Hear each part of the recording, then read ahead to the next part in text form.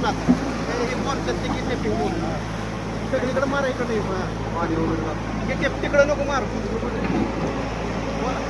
अरे इकडं बाहेर रे दादा पाठीमागच्या 2-3 दिवसापासून संबंध महाराष्ट्रामध्ये आपल्या गिरवी परिसरामध्ये आपत्कालीन परिस्थितीमुळं पूर परिस्थिती उद्भवली आणि त्यातून गिरवी आणि बोडकीवाडी या दोन्ही गावाला जोडणारा जानूबाईच्या ओढ्यावरील पूल हा काही दिवसापूर्वी वाहून गेला.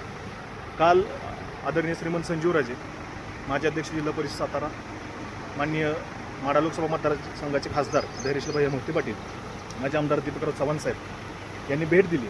तातडीनं या गंभीर प्रश्नावरती आदरणीय श्रीमंत संजीवराजेंच्या माध्यमातून हा प्रश्न सोडवण्याच्या दृष्टिकोनातून आज JCB मशीन उपलब्ध करून हा रस्ता आता खुला करून देण्यात आलेला आहे. त्याबद्दल सर्वच गिरवी पंचक्रोशीतील ग्रामस्थ, सरपंच, उपसरपंच आणि सर्वच ग्रामस्थांच्यातून समाधान व्यक्त केलं जातं.